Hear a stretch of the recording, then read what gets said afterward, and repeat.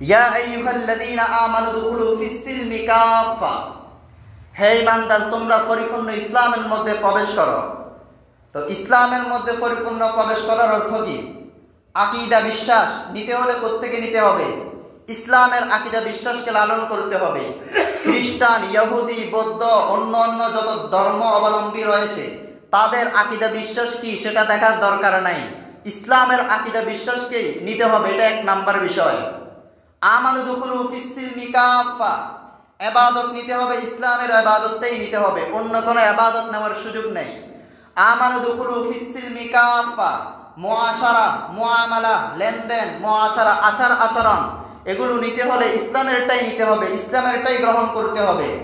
এরপরে আখলাক, চরিত্র, এগুলো নেওয়া লাগলে ইসলাম থেকে নিতে হবে। তাহজিব, তামাদ্দুন, সভ্যতা, সংস্কৃতি, এগুলো সব ইসলাম থেকেই নিতে হবে। এটাই হলো আমানু দুখুলু ফিস-সিলমি কাফা, ইসলামের মধ্যে পরিপূর্ণ প্রবেশ করার অর্থ এটা। আপনি মুসলমান দাবি করবেন, আবার আকীদা দিবেন নাসারাদের। আপনি মুসলমান দাবি করবেন, আকীদা নিবেন ইহুদিদের। আপনি মুসলমান দাবি করবেন, সংস্কৃতি নিবেন অন্য ধর্মাবলম্বীদের। এই সুযোগ নাই। কেন? রব বলে দিয়েছেন ইন্নাদ-দীন ইনদাল্লাহিল ইসলাম, ইসলামটাই হলো ধর্ম হিসেবে আল্লাহর নিকট গ্রহণযোগ্য। এই জন্য দ্বীনের প্রত্যেকটা লাইন, এক লাইন বাদ দিয়ে আরেক লাইন অন্য বিভিন্ন খিচুড়ি মার্কা, এই সুযোগ ইসলামে রাখা হয়নি।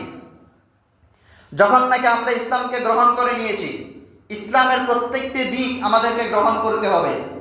আকীদা, ইবাদত, মুআমালা, মুআশারা, আখলাক, তাহযীব, তামাদ্দুন, কোন একটা সাইড বাদ নাই যেখানে ইসলামের সংস্কৃতি দেওয়া নাই।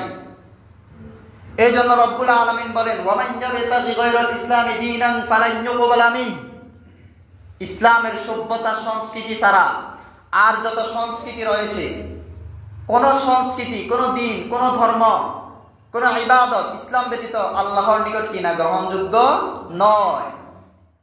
তারা আমাদেরকে সংস্কৃতির নামে অপসংস্কৃতি খাওয়ানোর চেষ্টা করতেছে, তারা আমাদেরকে সভ্যতার নামে অসভ্যতা খাওয়ানোর চেষ্টা করতেছে, আর আমাদের যুবকরা সাদরে গ্রহণ করতেছে।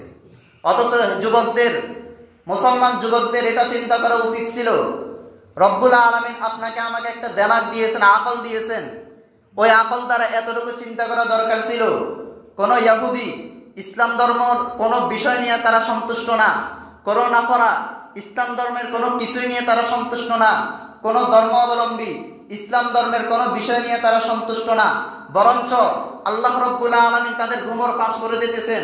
রব্বুল আলামিন বলতেছেন ইয়া আইয়ুহাল্লাযীনা আমানু লা তাত্তাখিযুল্লাযীনা ইত্তাখাযু দীনাকুম হুজুওয়ান ওয়া লাইবা, হে ঈমানদারগণ তোমরা তাদেরকে বন্ধুরূপে গ্রহণ করো না যারা তোমাদের দিনকে ঠাট্টা বিদ্রূপ হিসেবে উপস্থাপন করে, যারা তোমাদের দিনকে ঠাট্টা বিদ্রূপ হিসেবে গ্রহণ করে। ওয়াইদা নাদাইতুম ইলাস সালাতি ইত্তাখাযুহা হুজুওয়ান ওয়া লাইবা, যখন নাকি তোমরা নামাজের জন্য ডাকো তারা এটাকে ঠাট্টা বিদ্রূপ হিসেবে গ্রহণ করে, যখন তোমরা আযান দাও তারা এটাকে ঠাট্টা বিদ্রূপ হিসেবে গ্রহণ করে। ওই সমস্ত ইহুদি এবং নাসারাদের অনুসরণ করার জন্য আল্লাহ পাক আমাদেরকে নিষেধ করেছেন, তাদেরকে বন্ধু হিসেবে গ্রহণ করতে নিষেধ করেছেন। তার অর্থ হলো তাদের সংস্কৃতি গ্রহণ করা যাবে না, তার অর্থ হলো তাদের সভ্যতা, তাদের অপসংস্কৃতি কোনো কিছু অনুসরণ করা যাবে না। আল্লাহ পাক রব্বুল আলামিন বলেন ইয়া আইয়ুহাল্লাযীনা আমানু লা তাত্তাখিযুল ইয়াহুদা ওয়ান নাসারা আউলিয়া বা'দুহুম আউলিয়াউ বা'দ ওয়া মান ইয়াতাওয়াল্লাহুম মিনকুম ফাইন্নাহু মিনহুম ইন্নাল্লাহা লা ইয়াহদিল কওমায যালিমিন। হে ঈমানদার তোমরা ইহুদি এবং নাসারাদেরকে বন্ধুরূপে গ্রহণ করো না। তাদের কোন সংস্কৃতি আপনি গ্রহণ করা মানে তাদেরকে আপনি বন্ধুরূপে গ্রহণ করেছেন, তাদের কোন সভ্যতাকে আপনি গ্রহণ করার অর্থই হলো তাদেরকে আপনি বন্ধুরূপে গ্রহণ করেছেন, তাদের কোন রীতিনীতিকে গ্রহণ করার অর্থই হলো আপনি তাদেরকে সাদরে গ্রহণ করেছেন। আল্লাহ রাব্বুল আলামিন বলতেছেন ওয়া মান ইয়াতাওয়াল্লাহুম মিনকুম ফাইন্নাহু মিনহুম, নিশ্চয় তারা তাদের অনুসরণ করবে, তাদেরকে বন্ধুরূপে গ্রহণ করবে, ফাইন্নাহু মিনহুম, সেও তাদের অন্তর্ভুক্ত হবে। নাউযুবিল্লাহ।